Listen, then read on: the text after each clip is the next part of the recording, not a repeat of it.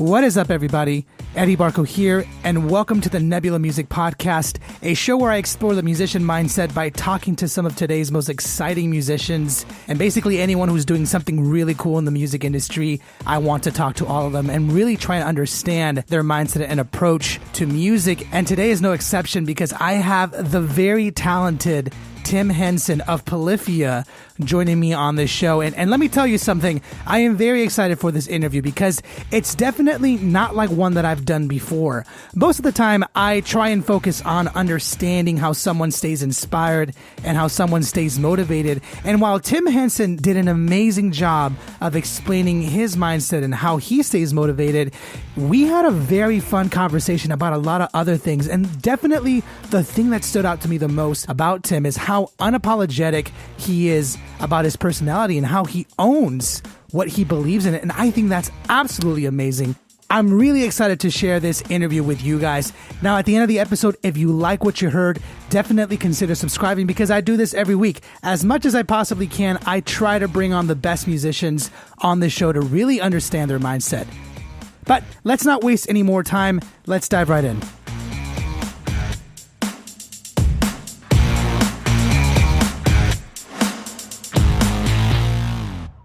All right, what is up, everybody? Eddie Barco here again, and I'm very excited today because I have a very talented musician joining me on the show. And every time I get someone really talented on the show, I get really intimidated because their skill is just on mountains above me and what I can do. I have Mr. Henson joining me on the show, man. How are you, man? I am very good. How are you, my friend? I am doing really good. I'm excited to have you on because, I mean, like I mentioned a little earlier, whenever I watch you play guitar on YouTube or any of the videos that I've seen you play, I'm just blown away at how good you are, man. Like, how'd you get so good?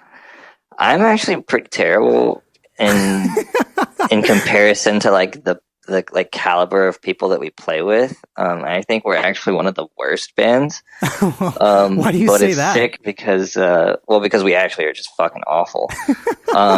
But it's really sick because people fuck with it. We're kind of almost like the SoundCloud rappers of what we do, like in the sense that like, you know, it's just bad, but people fuck with it. So I will gladly fill those shoes. You know, we're kind of at this point now where it's just like, hey, like we will be drunk for our show and we will fuck shit up. And that is what you are paying for, and get used to it now because like it's not going to stop. Like we're just going to keep doing it. And that's just how it is. So I love it. We're kind of embracing it at this point. We're not really hiding it anymore. Well, can I ask you, like, was that something that you guys have always done as a band? Like when you started playing live or when you guys formed, was that always the intention to kind of be? Oh God, no, we wanted to be really good. I think that's every band's goal is to be very good. But you know, we just, I feel like we're always just like burning the candle from both ends of the stick.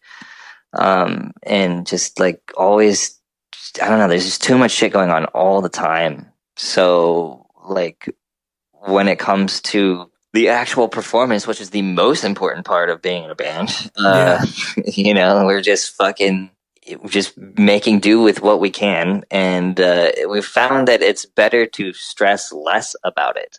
Yeah. We used to really care like, oh dude, like we suck. We should really try to be better. At this point, it's just like, fuck it. Let's, you know, get drunk and have fun. Because the shows go off, the crowds go crazy. And I enjoy my job a lot more when we just don't care as much. It's just a lot more fun. I love that. And then honestly, the performance ends up being better when we're like not stressing. Like, so it's not as bad as I think it is, but like I know it's pretty bad. So I appreciate your honesty, man. And you know why? I find it really refreshing because I'm a drummer, right? And it can get very stressful. I'll be honest with you, especially when you're rehearsing and especially when you have more moving parts other than just music, you know, when there's production involved, clicks involved, all of that stuff involved. It can get really stressful focusing on how to do it right. So I guess I'm curious for you, and I think you already sort of explained it, but was it like a moment when you had like just such a stressful show that you just the next day you decided, hey, fuck it, I'm just gonna do whatever? Or was it like a progressive thing, like over a couple of months you just decided, hey, why don't we just approach this more carelessly or at least more relaxed? You get what I'm saying? Like, was it like overnight or was it like a gradual thing? I think we started like this mentality like literally a year ago. Exactly a year ago, we were on tour with Between the Buried and Me, and they're one of the best rock bands of all time. Like they're perfect live. And we just are, we just like to get fucking drunk like all the time. And it wasn't really a conscious thing. It was just like, let's just fucking get drunk before the show today. And we did that at the beginning of the tour. We just started the tour off like drunk as hell. And then we were like, dude, that was really fun. Let's do it again. And that whole tour was just kind of us drunk as fuck the entire time. And then we went to Europe like a week after and just continued it. Yeah. And then a week after, like we were in Europe for a month. And then a week after that, we did another tour with Dance Gavin Dance and continued it all the way up through Christmas. And we were just drunk that whole fall and winter. The whole time. So I love it's just at that point, like that's when we kind of just stopped like giving a fuck entirely about everything. Yeah. About like, like, oh, what's like professional to like do or like how, what kind of look are we giving off? It's like, like if you look at our socials now, like we just don't give a shit. Fucking like I'll post anything and just be like, listen, like come to our fucking shows, buy our fucking merch, give us your money. Or like, don't, whatever you want. I mean, no, but don't not do it. Definitely give us your money. And it's just the most honest thing we can do. It's just like we want to tour, we want to get drunk, we want you at the shows, buy our shit. It's sick. We're really good at making music. Maybe not so much playing it, but like fucking, we're good at making it. So it kind of just. The more like honest we became, the easier it is, and the more I don't know, people just it's funny to us at least, So I find it fascinating, and I wanted to ask you this real quick because I'm curious.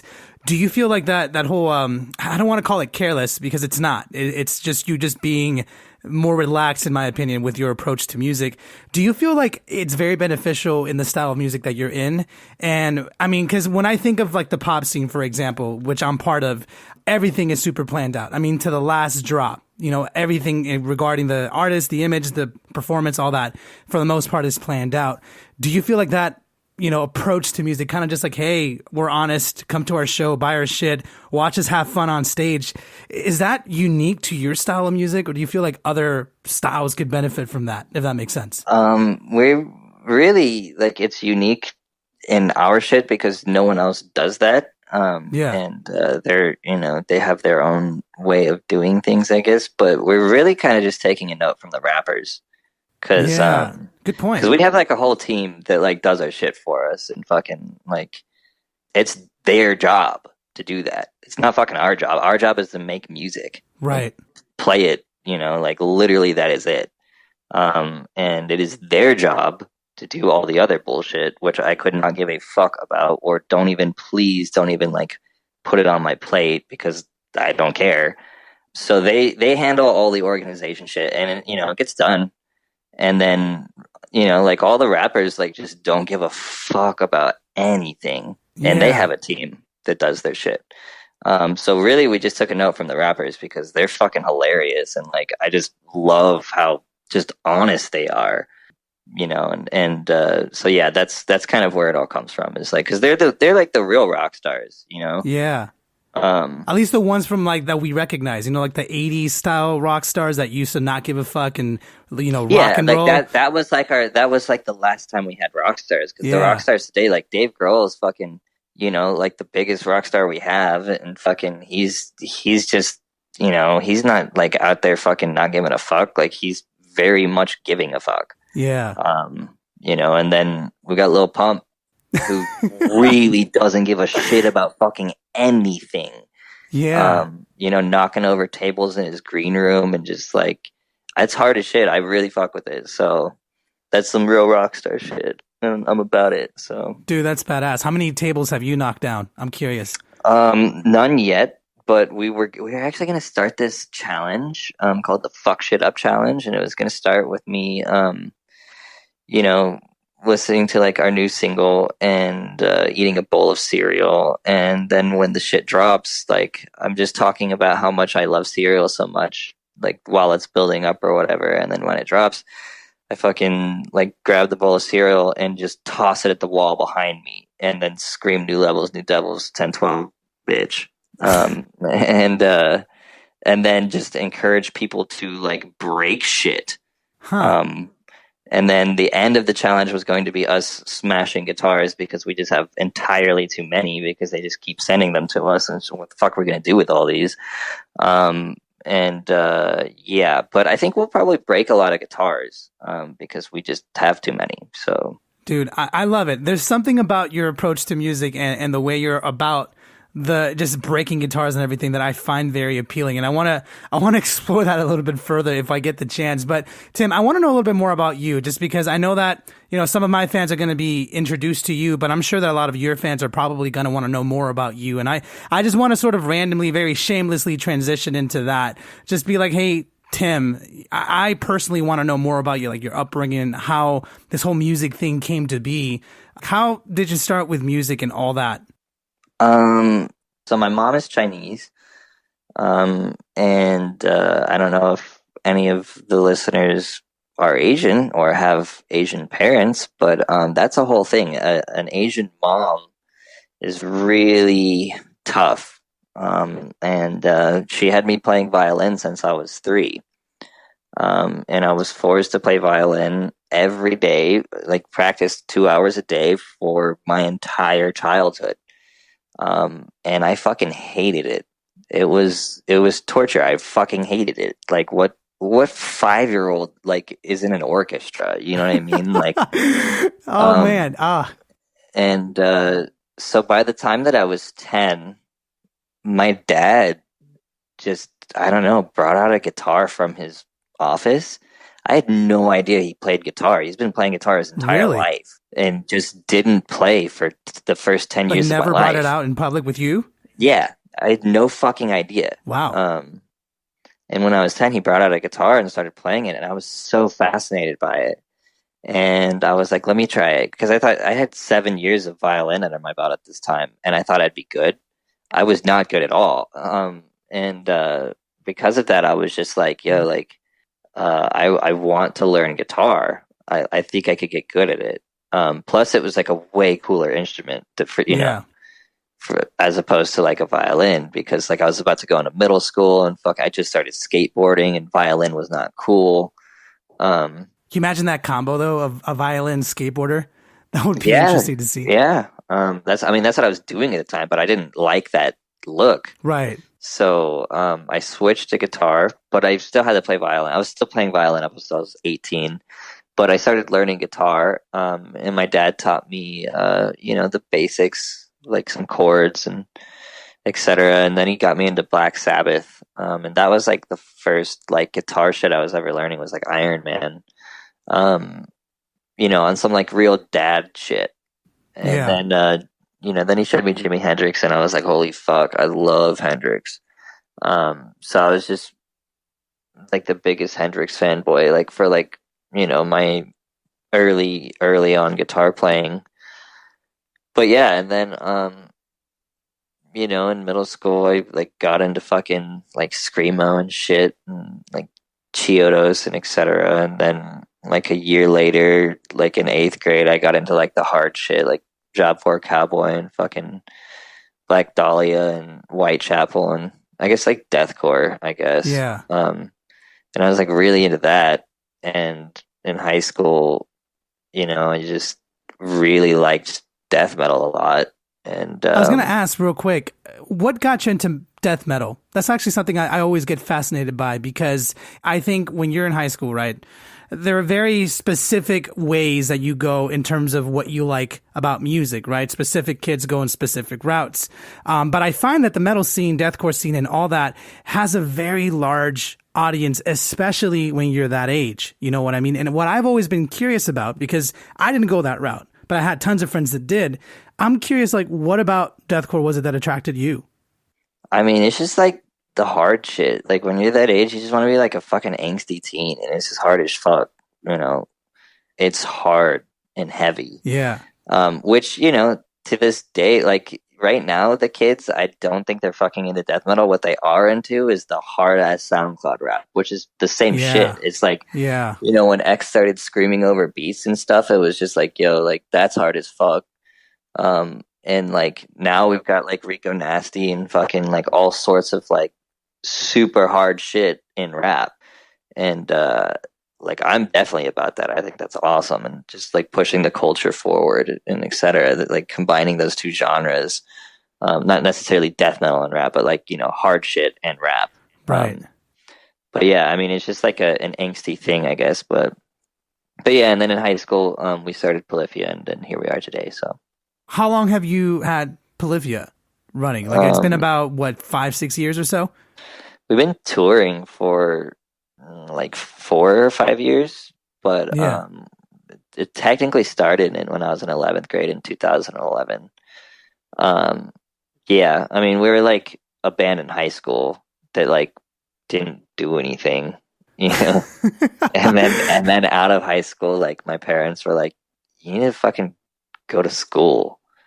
And I was like, okay. So I like went to UNT and like didn't pick a major or anything. It was like undecided, and realized I fucking hate school, and decided to like really, really do the band seriously.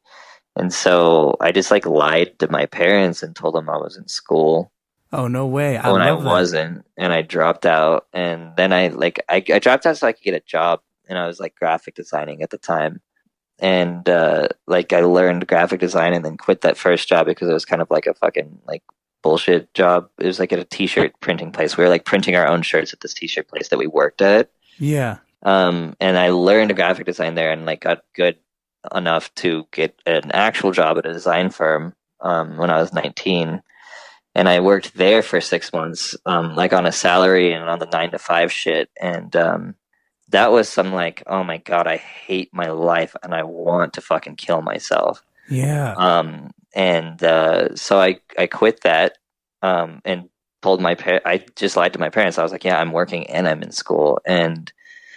But when I quit that job, I came home that day and I told my dad, like, hey, I'm not in school and I just quit my job because we're about to ask the internet for $30,000, because we did an Indiegogo campaign. Right. That was like the first time we had ever really done anything. And then we like doubled the goal. Wow. 60 grand? Yeah, something like that. But it happened very quickly. Yeah, and then, you know, it all kind of just snowballed. I mean, I guess it didn't snowball. It's been like a snowball uphill. Yeah. Pushing a snowball up a hill. But yeah, here we are today. Dude, I love it. I love your story, and I love how you have basically... Well, actually, here's one of the things that I love about you so far. It seems to me, and again, I could be wrong, and you can correct me if you want, but it seems to me like you always subconsciously know what you want, and you're very comfortable in making choices to get what you want, if that makes sense. Yeah, that's accurate. I love it. I mean, it goes along with your music, and, you know, like, I don't give a fuck, so I'm just going to play whatever I want kind of thing. I'm curious, though, was that always your attitude and approach to life? And I ask this because I know that a lot of musicians, specifically ones that listen to this show and other people that I have met or worked with, it's a skill that takes a while to learn or to really feel comfortable with, because it's so easy to choose the more safer route, you know, the go to school, kind of get a degree, get a job, all of that, while maybe pursuing music on the side. And there's not saying there's anything wrong with that, but your approach was very much direct. And by that, I mean, you didn't like the job. So rather than wait to figure it out, you were like, nah, not for me. I'm leaving. And that to a lot of people seems crazy. Why do you feel like why were you comfortable making that choice? I mean, I wanted to kill myself. Like, it was very fun. It was like, I keep doing this and eventually do that. or I just stop. And I remember that morning I texted the senior designer because our creative director was a fucking dickhead asshole who like wasn't even good. And I texted the senior designer. I was like, dude, should I just like quit? And he was like, man, like I've been working here for like 8 years. You know, like if you're gonna quit, do it. Wow. And I was just like, all right, bet. So I showed up to work that day, and I fucking like went to the VP's office, and I fucking like knocked on his shit. I was like, listen, can I talk to you? He's like, yeah, what's up? And I was like, this is going to be my last day. Actually, I'm leaving after we finish this conversation. I didn't even do a 2 weeks notice or anything. Whoa. He was like, oh, what happened? I was just like, I'm just really unhappy. And he was like, oh. And I was like, yeah, so I'm going to go. I got in my car, and the entire way home, I just bumped Drake's We Made It, because that was like when that came out. I love that. And I was just like, holy shit, I have the rest of my fucking life to look forward to now. And I was so stoked. I went home and I just took a big nap. Wow. But yeah, I mean, like, you know, like I kind of always knew that like that I wanted to like, you know, play guitar and like do music. Like at that time it was just like, all right, well, I should stop fucking wasting my time with bullshit that doesn't matter and just do the things that do matter. So yeah. Okay, and this leads me to another question that I'm kind of just coming up with. Is that the reason? And again, it's obviously very subjective, and anything could be explained in any specific way.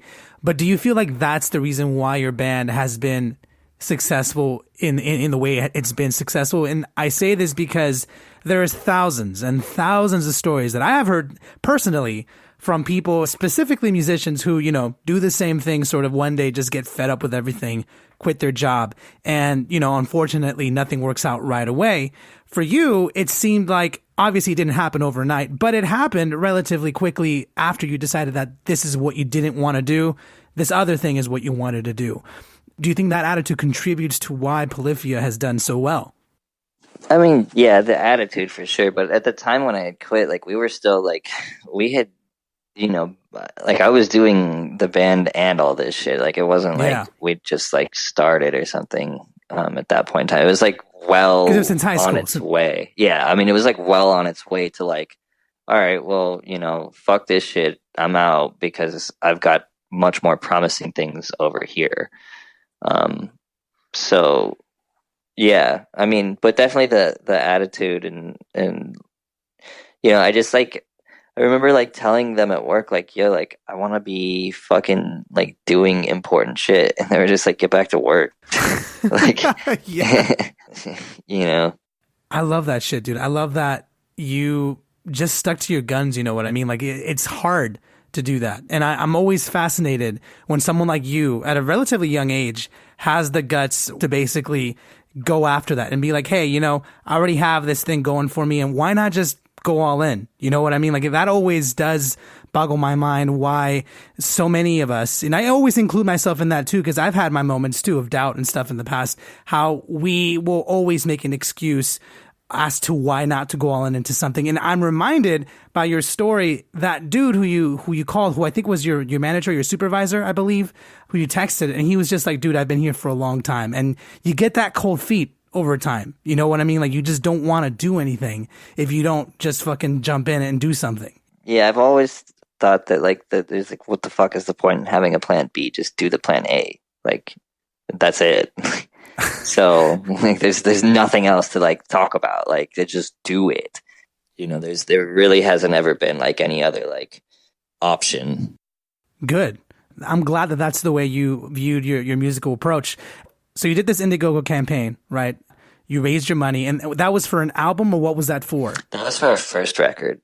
And then like shortly after we got it funded, like we were in the studio in Michigan for an entire month and a half or something. And that was the first time that I'd ever left home for music. And we came home with this record that is, you know, pretty amazing. If I do say the same myself. And I showed it to my dad, and my dad was so fucking stoked. And he was just like, he was really pissed when I told him that I had quit my job. And, I can imagine. Damn. but my dad, like when we went to Michigan for that first record and came back and showed it to him, he was like really stoked on it. He was like, he like started believing in it then. And then I got the support of my dad, which was really cool. I'm curious. So you made this album, and when was the first time that you hit some sort of real success? And obviously real can be subjective, but for you at least, when was the first time after that whole event that you felt like, all right, we made a good move, or it's starting to happen now? I mean, really, that was the point. Before that, we had like one viral YouTube video, and like viral at the time was like, oh, we got 1 million views, which was like, wow, because we were just a local band, like pre-selling tickets and shit, to like doing like pay to play shows. The worst. Those are the worst. I hate those. Yeah, but then, like, that's what we did. We did so much of that. Like every weekend, we were selling tickets to like shows, and so we could go play out and try and be a band. And then, we did one thing right, which was a good video. That video, like, got 1 million views, and we were like, holy shit! And that, because of that, like, we had enough hype per se to do the Indiegogo. Yeah. And then when the Indiegogo like worked, that was when we were like, oh shit, it's real now. And then we went to go make, and like when we went to make the album, like we told everybody like, hey, we need this money to make an album. We didn't have any material, and we were like very afraid that we weren't going to be able to do an album. We had no idea that like we could write that much music, because we'd never made an album before. Like we'd only had like an EP of like 4 songs, 4 or 5 songs. And so we just got in the studio and did it, and it came out amazing, Dude, that's crazy. So you basically went at it without having any sort of concrete plan in a way. And the plan was to make an album. We just from A to B, we knew where we needed to go. We didn't know how to get there, but it was a figure it out like along the way kind of thing. Oh man. I can I just say this? I love your approach, dude. I really do, because you're exactly what, the best musicians I can think of in a way behave the same way you do. They kind of know what they're looking for, what they're hearing in their head, something like that. And rather than fixating on, all right, I gotta, do A, B, C, and D, they're just like, fuck it. I gotta get to the finish line. So I'm just gonna start and see what happens. Mm-hmm. You know what I mean? It's a figured out process, Yeah.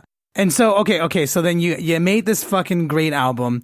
You had that viral video beforehand. The band, though, I know you guys met in high school and all that. Is it still the original members from the very beginning? Scott is, and we've never had a bassist before Clay, so Clay is. And then Clay Ashelman, our drummer, is a new addition as of, I think, 3 years ago. So at this point in time, he's pretty like just solid in for the rest of our lives kind of shit. But yeah, he's the only non-original, I guess. So 3 out of 4 are original. I'm curious, like when it comes to what's the word that I'm looking for? The vibe that comes with the band. Has everyone always sort of agreed with each other? Because it seems like you guys get along really well. And when you play with tons and tons of bands, you sort of, you recognize that some bands are very much more like business oriented, meaning everyone kind of does their part and leave each other alone. Some are very family oriented. Everyone kind of knows each other. Some are brother like. I'm curious what your vibe is as a band, like with each other. Do you guys argue a lot? Do you guys agree a lot? Do you guys just hang out? And like you were saying, you guys, wreck shit up and you guys party all the time. So I'm curious, like the dynamic. And how it's changed since high school. You know what I mean? Like how it's changed or if it stayed the same. Yeah, I mean, basically in high school, like Scott, the other guitar player, Scott's a big mama's boy. He loves his mom. And we fuck with it. I mean, I love Scott's mom. She's great. But Scott is just a huge fucking mama's boy. He always has been. He still is to this day. But obviously he's a grown-ass man now who does grown-ass man things. But in high school, he very much was like, dude, I can't fucking practice at 9 on a Wednesday kind of shit. And it's like, dude, what the fuck are you talking about? Like, let's just do this. And so that entire time we had to like kind of like wean him off that, to the point where, it was like very difficult to get him to do stuff. And then, once everything started kind of happening, like around the Indiegogo and we started traveling, then it was just like, okay, like this is what I'm fucking doing with my life. It's like we're trying to make this a career, so like everything that we need to do, I'm here to do, and you know, I'm about it. And so that took a lot of effort to do. So he was kind of, you know, it was like difficult to do, but we got him there. And then with Gober, Clay Gober, our bass player, you know, he's always in some bullshit. Like he's like the kind of guy that fucking a shitty rain cloud just follows around. Oh no. And so there's always some bullshit going on with him. But you know, like we work it out all the time. And then Ashelman is pretty just good to go on most things. But like at this point in time, like after that Indiegogo, we started touring, and we did fucking the worst, shittiest goddamn tours ever. And we did like 10 of them that were just bullshit, like just like paying our dues, like touring in a shitty van that would break down in the middle of the winter, and fucking like, oh man, you know, the like worst. just playing at like nobody, and like being broke as fuck, like, and just it was awful. And we got the worst really show? jaded. The worst tour we ever did was with Slaves, and Johnny Craig's band, and like they added us to the tour like a week before it happened, so we weren't on any of the flyers, so nobody even knew like we were playing the fucking shows. And like they don't draw shit anyways, so fucking, you know, there was no one at the shows. And like fucking like 3 days till the end of the tour, our shit broke down. Like when we were supposed to go into Canada, we were up north, and it's like December. And we were supposed to go into Canada, and our shit broke down. And I just called our manager, and I was like, "Can we go home?" He's like, "Yeah, just whatever, fuck it." So we did. So that was the worst shit we've ever done. But I mean, we just did a lot of shitty touring, and we got really, really jaded. And it became a thing where it was like, yo, like fuck this shit, like, because like, you know, like I had a girlfriend at the time who like really hated when I was gone, and I was just super fucking jaded. I was like, I fucking hate touring. Like, I don't want to do any of that shit. I just want to fucking like write music, and that's it. And so the attitude towards being in the band at that time was like really bad. Like we all, you know, like to hang out with each other, but nobody likes to fucking tour. We would take these tours and then just talk shit about the tour. Yeah. Like, why the fuck are we touring? Like, why are we doing this? Like we should stay home and fucking write music and do YouTube videos, because that's what we're good at. And because we wanted to be an internet thing. Yeah. You know, because like there's plenty of like revenue to be made on the internet. Like, you know, like money was good before we started touring. And then touring happened, and we became broke as fuck. And so we were all really mad at that. And then once, like, you know, we had, I guess, paid the dues and shit started like popping off, like, you know, when we tour, it became fun again. And we kind of we really tried to get rid of that jaded attitude like 3 years ago when Clay Ashelman, our drummer, came. And since Clay's been in the band, like this, you know, it's all kind of moved towards this I don't give a shit attitude, because it's just like, I don't need to care this much anymore. Like, we've been doing this for a long time, and we don't, like, I would rather just, you know, like not feel angry about things anymore. I'd rather not care so much to the point where I'm pissed and stressed, and I'd rather just enjoy my life because it kicks fucking ass. And like, just like, you know, I'm like a firm believer in just like, you know, like just do the right thing, like, and like good shit will happen kind of stuff. And it's just like, if I like don't, you know, like I don't need to feel any sort of like negative ways towards really anything, like at all, you know, like anymore. I don't have to. Why? You know, and there's just too much energy to be spent on that when I could just, you know, not. And so that's kind of where we are now. That's the dynamic of the group now. It's just like, you know, hey, this is our job, and we tour like 9 months out of the year, and you know, like, oh fuck, we're on tour again, but we're here, might as well get drunk, right? So that's kind of really been the attitude, like, as of the last year. But you know, it's we have a lot of fun. We go all around the world and fucking play sold out shows, and you know, just like there's just adoring fans just everywhere, and it's amazing. And we love talking to the fans, hanging out, and like the people who support us, and it's fucking sick. So it's just, I have no complaints anymore. It sounds dope, There's man. nothing to complain about. And shit is real tight over here. Did you feel like those first tours were pointless then? Oh yeah, I mean, like in a way, yes. Like in a way, really a small percentage, it was good to lay the groundwork and get out there and do it. But really, like we could have just done it smarter. Like every internet sensation, fucking, Lil Xan becomes a fucking, blow up celebrity thing overnight, and then he sells out every date of his tour. Like we could have fucking just grinded on the internet and then skipped all the bullshit. But it was, in a way, yes, it was good. But for the most part, no. Waste of time. I mean, I love that you're very honest about that. I mean, sometimes those early choices, I mean, you're right. I think had you known, better in a way, you would have made the better choice of just focusing on what you guys were good at. But something tells me that you sort of had to figure that out by kind of grinding through the shit. You know what I mean? Yeah. I mean, it's like I said, it's all a figure it out process. The whole thing, everything was. So yeah, dude, I love it, man. So, tell me a little bit more about this current tour that you're on, because you guys are basically becoming super mega rock stars, in my opinion.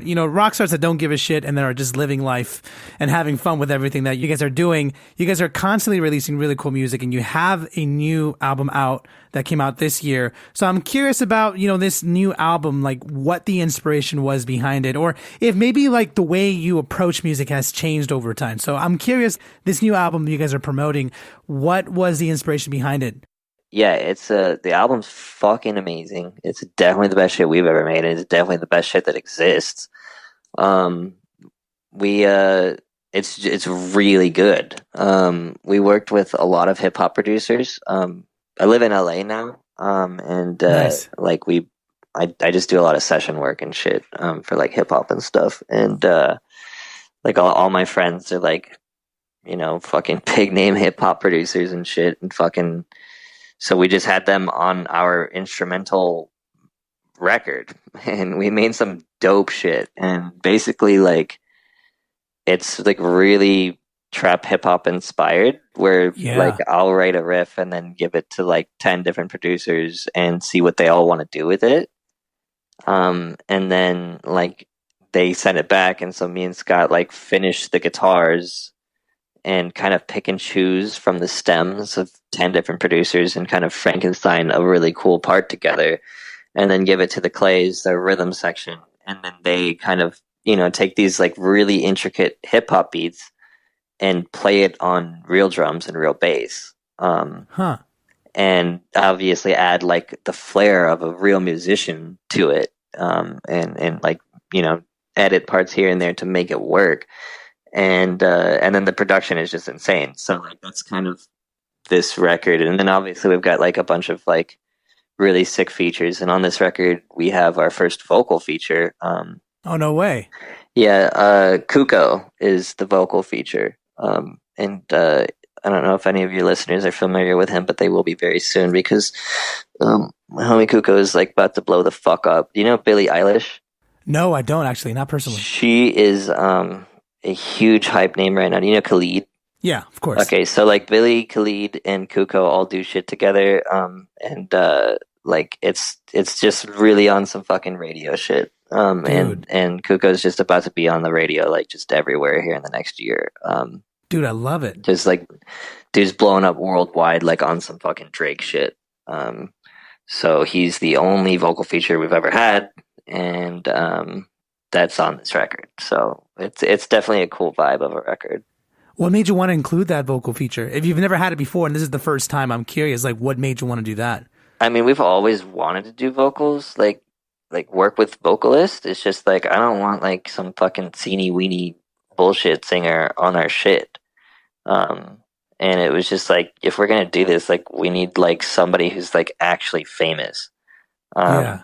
And like me and Kuko have been friends for a bit, and like then he started blowing up and was like, bro, like you want to be the first one? And he was like, fuck yeah. And so we did it. Yeah. So like it was just like only deserving of someone who's like actually lit. So yeah. I fucking love it. I love your approach to that. You know what I'm curious about? I have noticed that a lot of your latest videos, you do have a lot of trap elements and more of that hip hop style that you've been talking about. And I fucking love it because I personally have never heard music combined like that, you know, with the prog rock kind of style, maybe melodic a little bit with hip hop or trap behind it. And it sounds almost like it makes sense. You know what I mean? Like I never thought of it before, but it makes sense. And so I'm curious for you, when you pick from the stems, you know, when you get 10 submissions or whatever from producers, what do you look for in a hip hop beat or like in a sort of electronic trap beat that you guys can use? Like, what do you specifically look for? I mean, really, does it groove hard? Does it bump? And yeah, I mean, because like me and Scott produce too, and so like I'll do the first draft and Scott will do another draft, or vice versa, depending on who wrote what riff. Yeah. So we have our versions of the beat, and then like we just want, you know, other input. And so really, it's not even so much like what are we looking for. It's just like what's sick and like which parts can we use. Like, or like if this part is kind of weaker, like, do we like these, you know, extra percussion things here or whatever the fuck, like to make it like cohesively sick. Yeah. So I don't know. It's more of like a specific, like, okay, like let's just dissect this beat and talk about it thing, more so than me trying to like generally vaguely describe like what it is that we do, you know? Nah, I love it, dude. I honestly love your vibe and I love what you're about because you're kind of what I encourage other people to be like, you know, sort of rather than think so much about everything, just be who you want to be. You know what I mean? Like it seems to me after talking with you for a bit, you've always known what you wanted. You've always known who you wanted to be. You kind of always know where you want to end up and you never second guess yourself. You're just like, fuck it. If I got to break shit, I got to break shit. If I got to grind it, I'll grind it. I just got to get there. And you maneuver really well. You know what I mean? Like I'm really impressed, dude, honestly. I appreciate it. Thank you. Yeah. Yeah, then I just realized like there's like fucking no point in being anyone but me. You know, like the most me I could ever be at this point in time. And there's no, I think we all are, you know, everybody's just like really kind of just figuring themselves out and just finding the things that they like about themselves and just that's what it is. And like no shame, like this is what the fuck we are, you know. And being unapologetic about it too. Yeah, exactly. Yeah. Very unapologetic. I mean, I don't give a fuck. Like it's just like I like me. It's sick, you know. Yeah. So fuck yeah, dude. I love it, dude. I feel like you and I need to party together at some point. Let's do it, man. Let's get fucking drunk. Let's fucking do it, man. Awesome, man. Honestly, to kind of wrap things up, man, I love everything you had to say. I'm curious, like, what's like your ideal place to see you and your band? Like what, obviously you're already killing it, but I'm curious, like, what would be the absolute maximum that you want to get to? I mean, there's no max. I definitely want to be, I definitely want to be rich as fuck. And you know, a goddamn celebrity. But you know, like that's funny to even say that out loud. But like, I don't care. Like, if it happens, it's more so just like actualize it into reality, kind of thing. Like manifest it. Yeah, I guess. Yeah, definitely want to do that, and just like do ballin' ass shit and have a fucking dope ass life. You know, to the point where like we're just like actually, you know, because right now like our whole shtick is like we say we're not only the biggest but also the best metal band in the world. Obviously Metallica exists and so does Slipknot, but you know, fuck them. Like no, it's us. We're not even metal, but we'll say that we are because fucking, you know, metal fans get really mad about that. They're very, very attached to their little niche genre of like, oh, don't say that you're metal. You're not metal. You fucking, you know. So they get really upset about it. But you know, one day we actually might be. So you know, like it's just kind of just because at this point in time, like all of our fans like recognize it, even though it's just a big meme at this point. But they say the shit. You know, they're like, I can't wait to go see not only the biggest but also the best metal band in the world. And like it's the dialogue around the culture that we've built. And then maybe one day we know it might actually be that. So who fucking knows? I would love if that could happen if we have Metallica open. You know? Holy shit. Yeah, one day. Why not? One day, man. Awesome, dude. I love it. I love that that's your attitude. And it's one of those things, like, someone has to be the best always. You know what I mean? That can always be challenged and can always be gained. And so might as well be you. You know what I mean? Yeah, definitely. Somebody fucking wrote like some bullshit on our shit one time and said like, music's not a competition. And I just hit him back from the like Polyphia account and was just like, yeah, it is. And we won. Oh, dude. Oh man, I would pay to see you do like a coaching session. You know what I mean? Like your answer to everything would be just like, just fucking do it. You know, like just there's no explanation to it. You just kind of just figure it out. And I love that, dude. I fucking love that. It's fun stuff. But, you know, just like, I guess to anyone listening, like, you know, you can be a piece of shit like me. Or, you know, like, I think the important thing is that, like, actually not being a piece of shit is good. But, you know, to really just, like I said, like, manifest what you want. Yeah.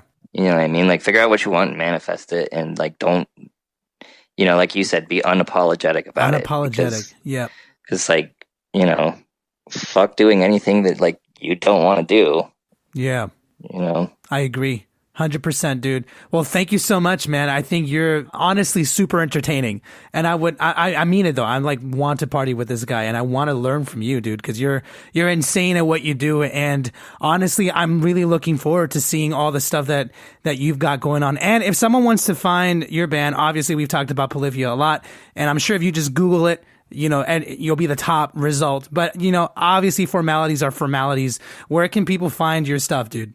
Everywhere. Just Google Polyphia.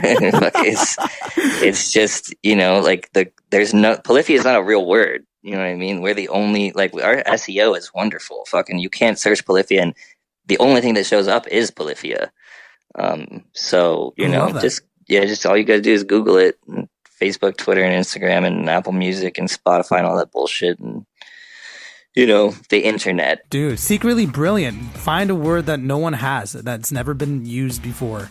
Love it. Fucking love it. Thank you so much, Tim. You're the best, honestly. Yeah, thank you, man. I appreciate you having me on. I hope you enjoyed my conversation with Tim.